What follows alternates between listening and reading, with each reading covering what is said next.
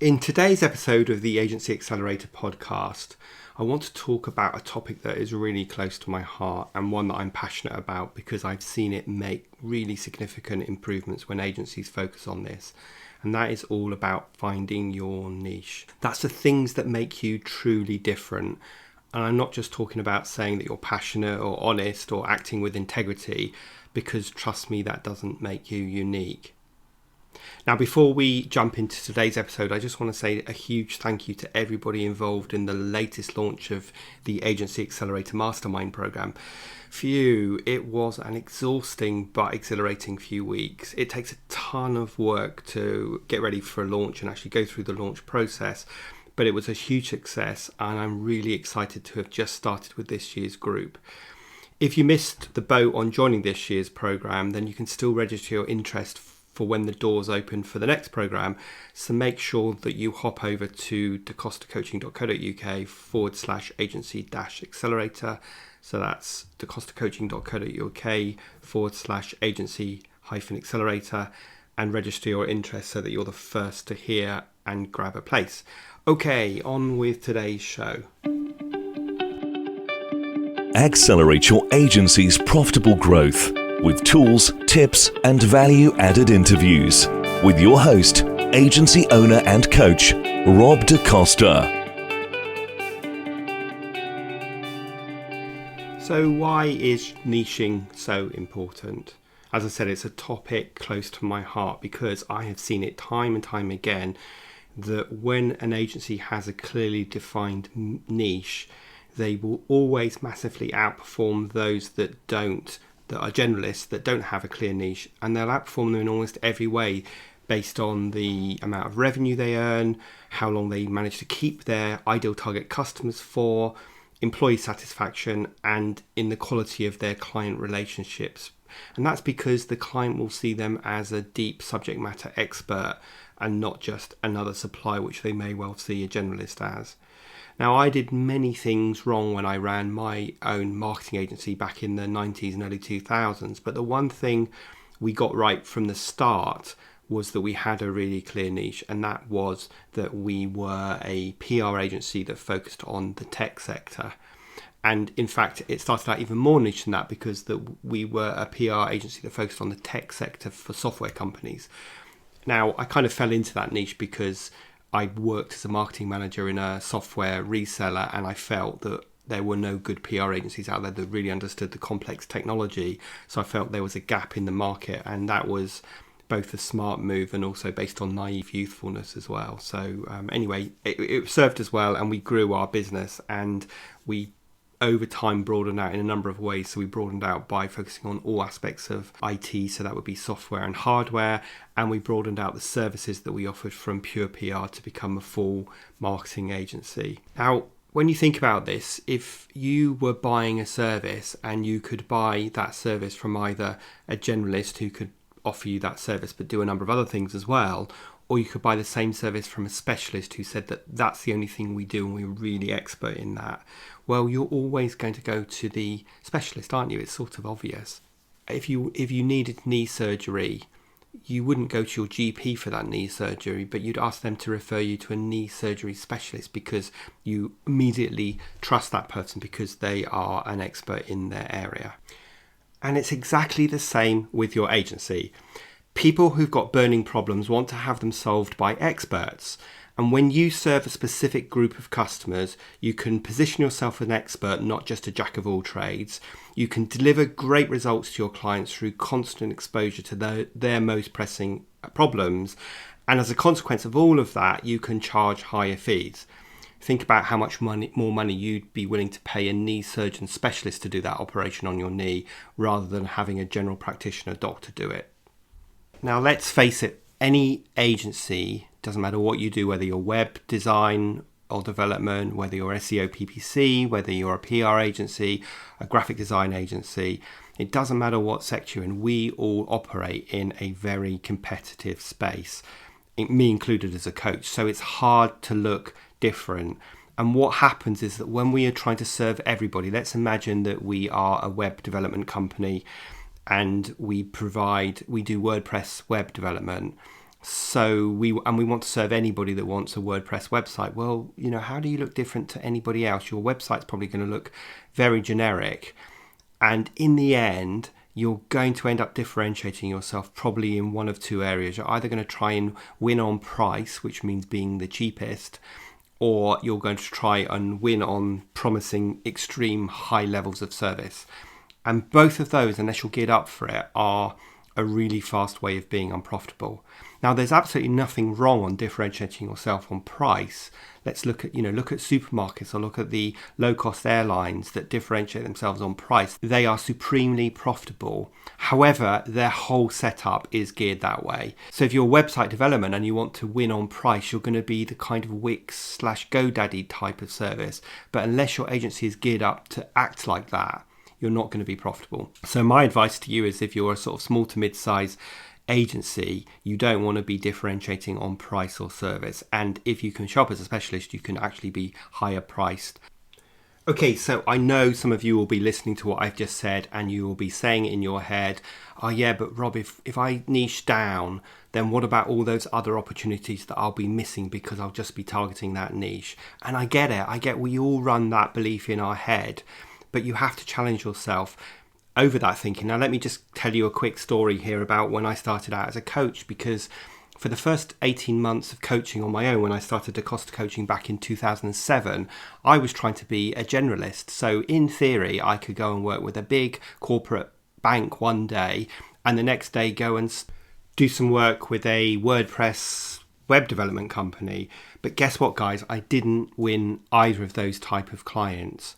And I just wasn't successful, because when I went to talk to the big corporate, I didn't have a compelling story or background or examples to tell them. And when I went to that small web development company and I told them that I also worked for big corporates, they're sitting there thinking, well, you really aren't going to understand my business. So I then made that decision to focus on my niche, and I'll tell you a little bit about how I did that later on, how I made that decision.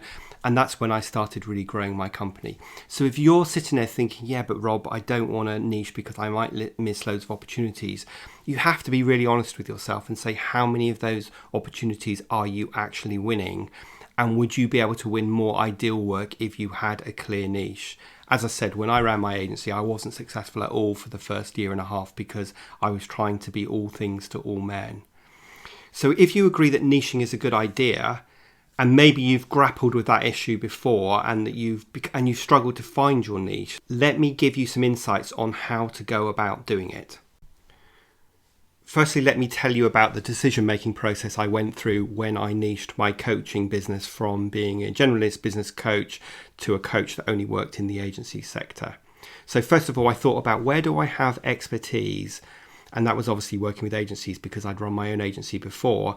And I knew I could deliver great results. So that's one area that I focused on. But I also thought about where I was passionate, because I believed I could make a big impact. And so those are two things. And there's some good clues there on how you need to go about niching. So rather than getting stuck and ending up making no decisions, what I suggest you do now is grab a pen and paper, pause this, grab a pen and paper, and then just answer the following 3 questions. Now, let me just outline what those questions are first, and then I'll dig into a bit of depth about them. So the first question you want to answer is, what part of my agency is most profitable? The second question you want to answer is, what type of customer can I get the best results for? And the last question you want to ask yourself is, what kind of work do I most enjoy doing? So let's dig a little bit deeper into each of those questions. So the first question I said was, answer what part of my agency is most profitable. Now you can look at this vertically, horizontally, so that's by market sector or by the service that you provide. So currently you might be a full service marketing agency, but when you look at some analysis, you find that actually it's the digital marketing activities that you do for your clients that are more profitable than anything else in the business. Or you might find that actually it's all the finance clients that we work for that are more profitable than any other segment. So you can cut this a number of ways. But the first question to answer and do some analysis on is, what part of my agency is most profitable? Then question 2 was, what type of clients do I get the best results for? So consider whether you deliver your best work to small businesses or larger ones, and what sectors they work in, but which type of client do I get the best results for? And the third question I said was, what kind of work do you most enjoy doing? And let's face it, when we're doing work that we really enjoy, we're going to get the best results anyway. So this is really, really important. Working with clients you're not excited about helping is also going to put you on the fast track to burnout. So basically what I'm saying is that your niche will be the intersection of money, passion, and results. And it's that Venn diagram with that bit in the middle that's going to tell you where your best client work and the best type of client is. And if you can find that and you can commit to focusing on that, you're going to be able to build a sustainable business where you deliver great results for clients, you earn the right kind of fees that you're happy about, and you enjoy doing the work. Now, if you run through this process and you're still struggling to work out that niche, like where you do your best work, just bear in mind that you can cut your niche in 4 ways. We tend to just think about it in terms of what sector we work in, but you could cut it by geography. So, I only work with clients in the south of the UK, or you could cut it by industry vertical sector. So that's obviously finance or creative or whatever. So for me, it's the creative marketing sector. You can cut it by the service that you deliverable. So we just do digital marketing, or we just do WordPress design and development. Or you can cut it by the problem that we solve. So it could be that we help companies generate more leads for their business. And so that's the problem that you're solving. So think of those 4 things: geography, sector, deliverable, and problem. So it's been 13 years since I started focusing my coaching practice on the agency sector niche above anything else. And the benefit of this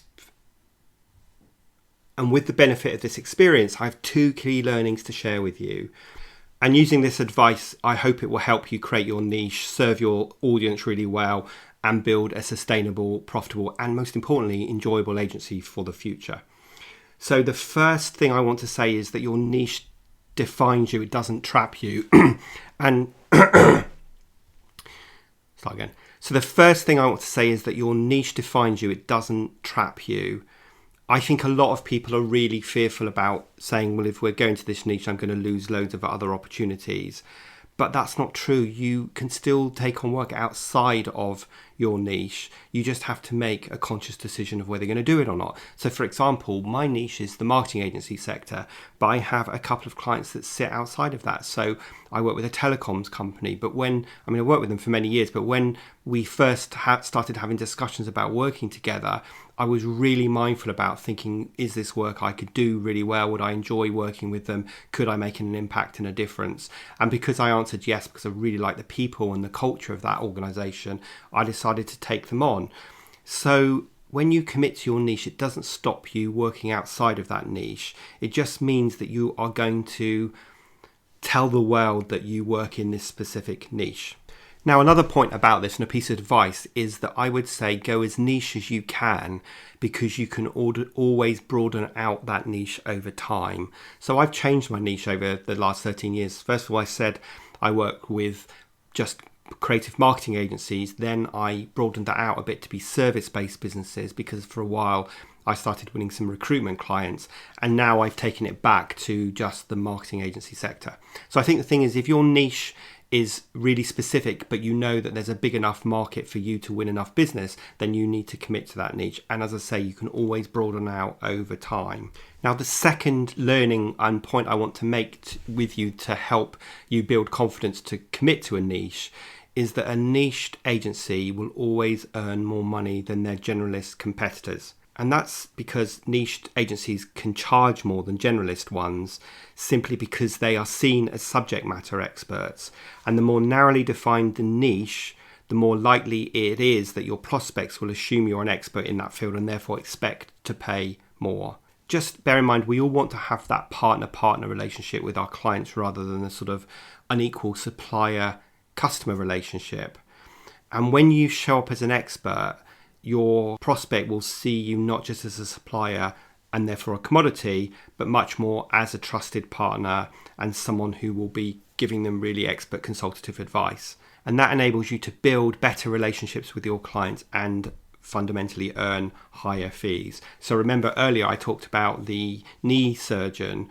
Well, obviously you're going to pay a lot more money for your knee surgery than you would pay a GP to do the surgery.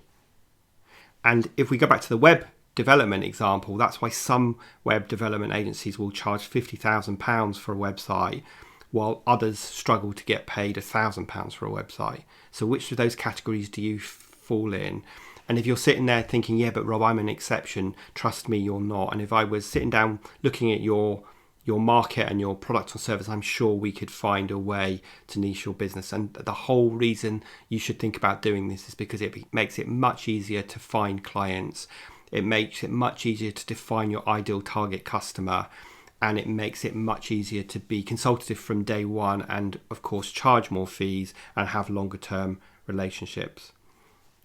So one word rises above everything else when I'm talking about your niche. So once you've found your niche, that word is commit.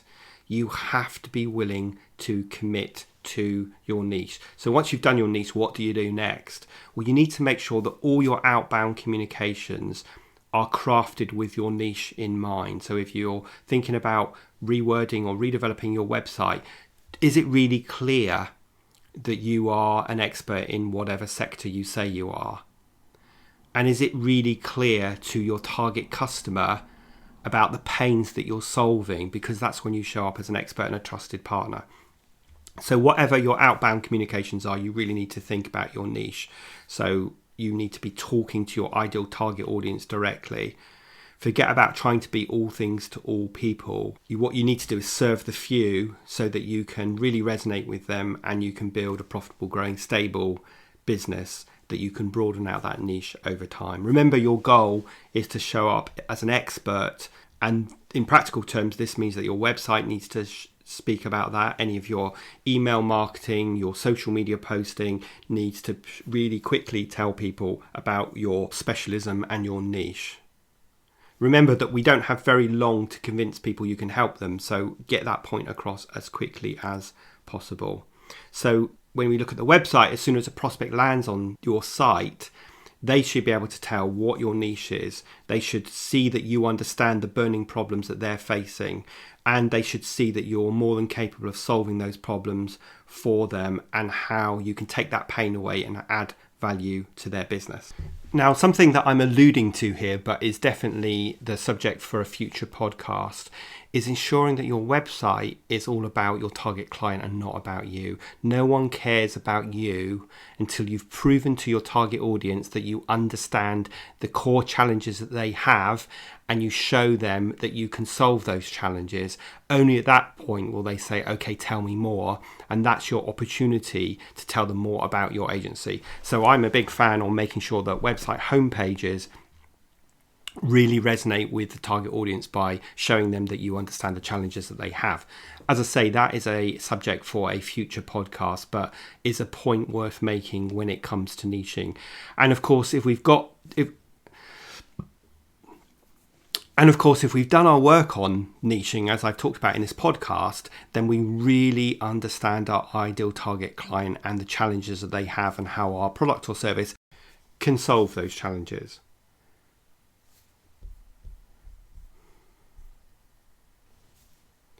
Now, I've got a great freebie attached to this episode of the podcast, and it outlines niching in much more detail and gives you a step-by-step process to follow. So go and grab a copy of that, and you can grab it at dacostacoaching.co.uk/ebook/niche or generalist agency. Or simply go to dacostacoaching.co.uk/ebook and you'll see it in there, as well as all the other ebooks that are free for you to grab a copy of. So that's my advice about niching your agency. If it's something that you thought about before but have avoided, or if you're struggling to win ideal clients or profitable work, then this is definitely something that you should think about. Trust me, every single time a business in a competitive space niches, they win. A good example of that is where I live on the south coast of the UK. There is a coffee shop every few hundred yards, and it is really difficult for them to differentiate one from another. But one that has been very successful is the Small Batch Coffee Shop, and they have really focused on roasting their own beans. That's why they're called Small Batch. And they started out just as coffee roasters and then started opening their own coffee shops. And the reason that you go there is because you want a great cup of coffee. And guess what? They're more expensive than a lot of other coffee shops. But the reason you're going to go there is because you want a great cup of coffee, and you might want to grab some beans as well to take home with you. So any competitive space is always going to really struggle to differentiate themselves, and you need to make sure you're doing that by establishing your clear niche. So I hope that episode has been really useful for you. Go and grab the freebie download that I mentioned earlier, because that goes into this topic in a lot more depth, and it is really one that I'm passionate about. Now, in next week's episode of the Agency Accelerator podcast, I am interviewing Steve Buston, and we're talking about everything to do with public speaking and presentation skills and why we are all so scared about it and what you can do to overcome it. So make sure you come back and join me for next week's episode of the Agency Accelerator podcast. And of course, please make sure you have hit the subscribe button so that you are always alerted to the newest episode. And if you've enjoyed this episode and other episodes, please consider leaving me a review, since it really helps other people find the podcast. Meanwhile, have a great Thursday, Friday and weekend, and I will see you next week.